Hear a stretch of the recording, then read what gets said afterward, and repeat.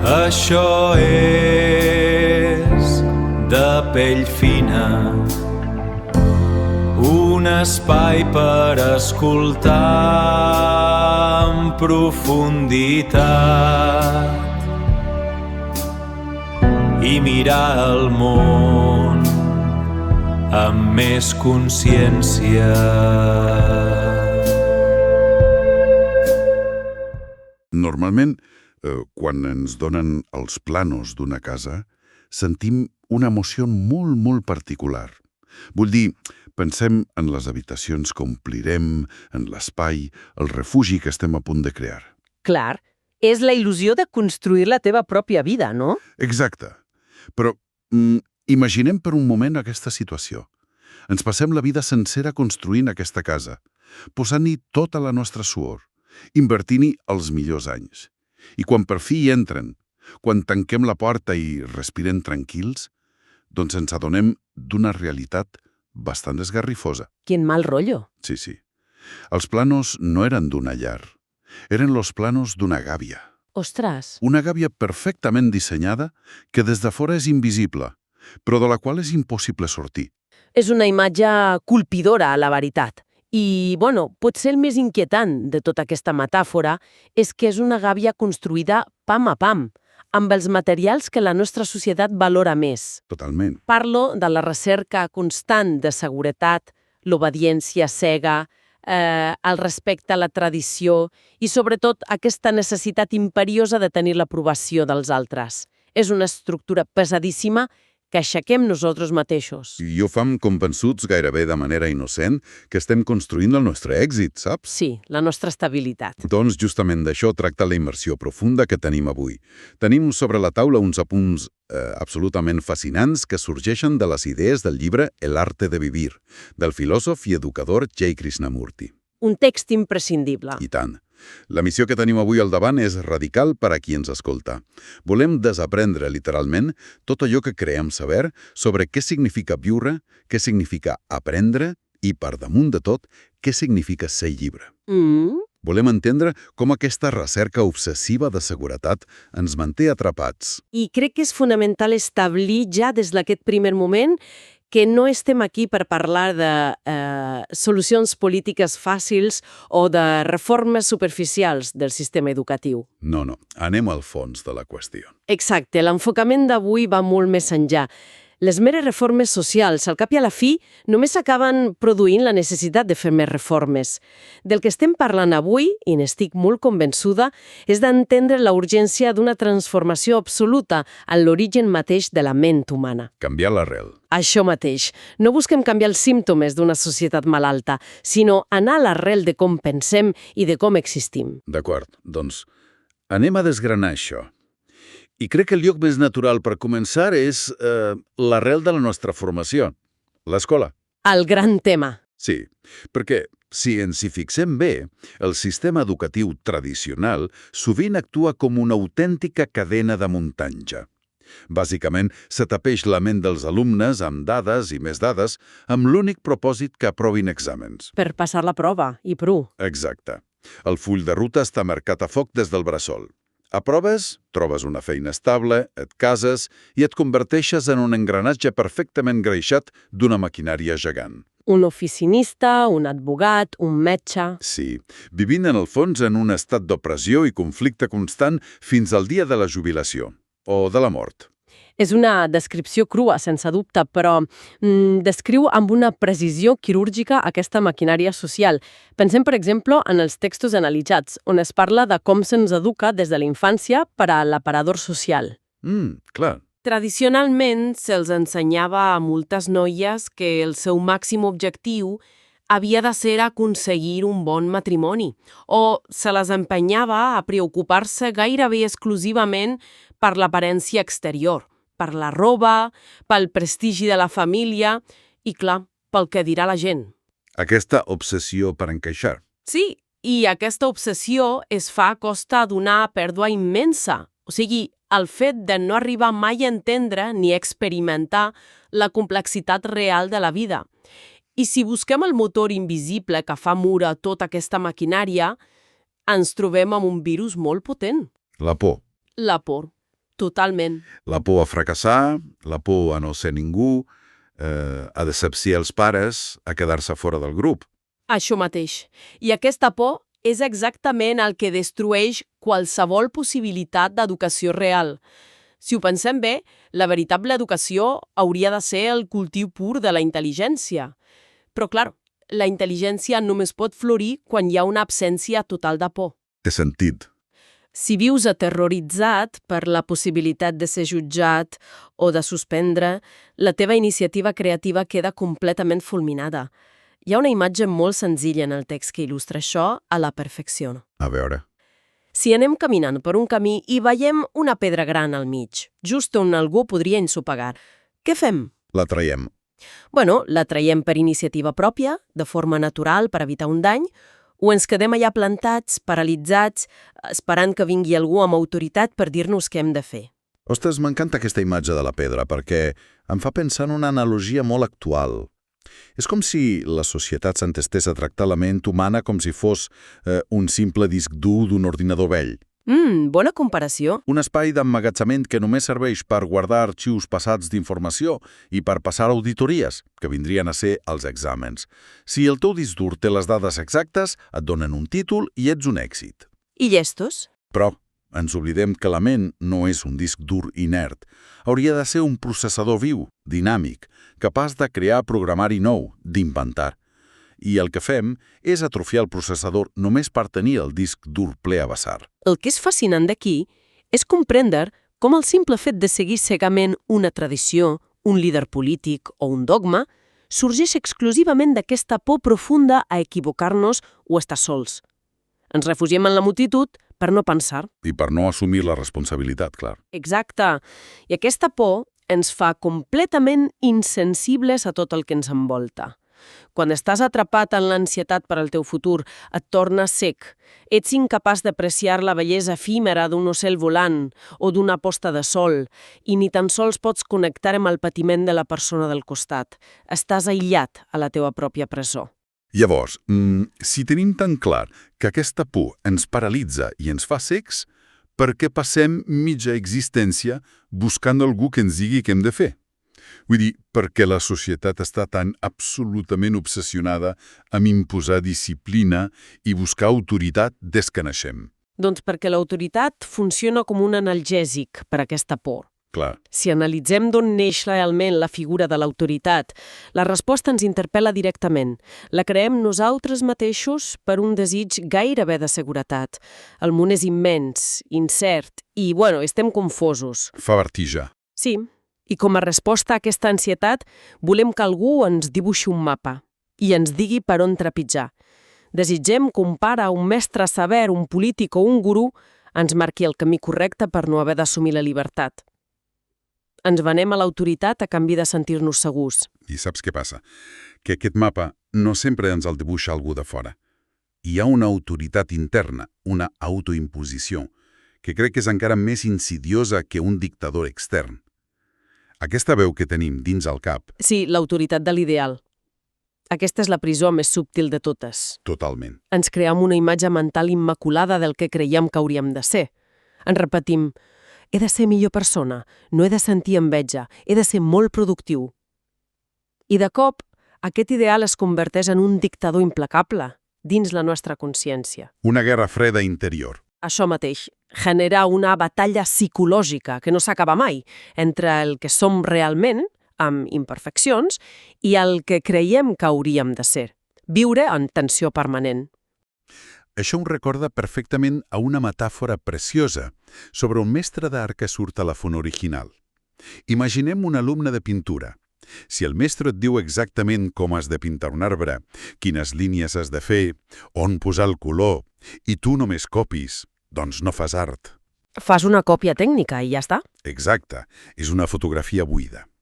Per pintar de veritat un arbre, has de tenir la llibertat de sentir el que l'arbre et transmet. El vent a les fulles, les ombres, les arrels, i expressar-ho des de la teva comprensió.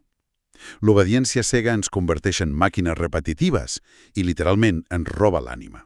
Sense cap dubte. Però, espera. M'està costant visualitzar això a gran escala. I aquí faré d'advocat del diable. Un moment. Endavant. A veure, Si demà mateix eliminem tota disciplina de les escoles, tota autoritat de les famílies i de la societat, no és això una recepta directa cap al caos absolut? Com funciona el món sense regles estrictes? clar, és el dubte més natural quan ens enfrontem a aquests plantejaments. Estem tan acostumats a la gàbia que la llibertat ens sembra l'apocalipsi. Però cal matisar-ho. Com s'entén això, llavors? Doncs que la manca de disciplina imposada no equival a fer el que un li plagui de forma temerària o actuar només per portar la contrària. Això seria una altra forma d'esclavitud. D'acord. La llibertat real implica un nivell molt profund d'intel·ligència i atenció per comprendre els propis impulsos. Una ment que només sap estar ordenada per la por a un càstig mai serà lliure. L'autèntic ordre sorgeix de manera natural quan hi ha comprensió real, no quan hi ha repressió. Vale, entès. Llavors, si aquesta disciplina forçada és en realitat una armadura per amagar la por, voldria parlar del que podríem considerar el motor actiu d'aquesta por. Una paraula que la nostra societat idolatra, l'ambició. Ui, l'ambició sí. Ens l'han venut com el súmum de l'èxit humà, oi? Sí, i aquí és on la perspectiva gira 180 graus respecte al que se'ns ensenya. El mite del progrés personal mitjançant la competició feroig queda completament desmuntat. Des de nens ens empenyen a voler ser algú important, a passar de simple empleat a ser al cap. I tant. O fins i tot en el terreny espiritual se'ns diu que hem de competir per ser la persona més virtuosa o la més compassiva del grup. Exactament. Tractem les virtuts i el creixement interior de la mateixa manera que tractem una inversió financera. Volem acumular punts de karma per sentir-nos superiors. És molt bona observació. I si rasquem una mica, veiem la ironia. La persona aparentament més ambiciosa és, en el fons, l'ésser humà més aterroritzat de tots. Per què ho dius? Perquè té un pànic existencial absolut a aturar-se i mirar-se al mirall. Per dins se sent completament buit i aïllat, i intenta tapar aquest forat acumulant estatus, títols o riqueses. L'ambició no és progrés, és una fugida de si mateix. I en contrast amb aquesta cursa de rates hi ha el concepte de la veritable vocació. Quan algú fa de jardiner o treballa la fusta o fa d'enginyer simplement perquè estima profundament aquesta acció, tot canvia. Sí, l'ambició desapareix completament. Clar, no hi ha necessitat de comparar-se. L'acció es fa per amor a l'acció mateixa i la dignitat d'un jardiner o d'un científic premiat són absolutament idèntiques. Però aquí la cosa es posa realment interessant perquè xoca amb la realitat. La societat és molt hipòcrita amb això. Profundament hipòcrita. Menyspreem de forma sistemàtica qui cava la terra o neteja carrers i reverenciem de forma servil a qui surt d'un cotxe de luxe independentment de la seva qualitat humana. Si cadascú descobrís la seva vocació, sense por a no ser important, tota aquesta piràmide corrupta basada en l'enveja s'ensorraria. Sens dubte, i aquest descobriment ens porta a una pregunta encara més íntima. Si l'ambició ens allunya de la vocació professional, què passa quan tanquem la porta de casa? Terreny pantanós. Com afecta aquesta por a les nostres relacions humanes? Què passa amb el que nosaltres anomenem amor? Sí, entrem en un terreny emocionalment reliscós. Perquè si som honestos, és molt possible que el que la majoria anomena amor estigui profundament corromput per la por i la necessitat. Confonem amor amb possessió. Clar, confonem l'amor pur amb la dependència. Com a infants, depenem dels cuidadors per supervivència física i emocional. Però el drama és quan som adults i continuem reproduint l'esquema.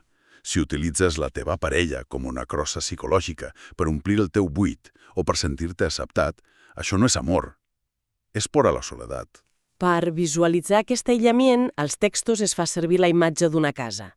Decidim tancar de cop totes les portes i finestres, amb panys de seguretat, per sentir-nos resguardats a l'interior. Ens creiem a salvo, però la vida, que és caòtica, no para de trucar a la porta. I tant que truca. I sobre l'amor com a possessió, la realitat és molt crua. Si posseeixes la teva parella de la mateixa manera exacta que posseeixes un abric d'hivern, què passa? Que si te'l prenen t'enfades. T'enfonses en la ràbia. Però no pateixes per un amor noble, sinó perquè t'han pres la teva font de seguretat, la teva propietat.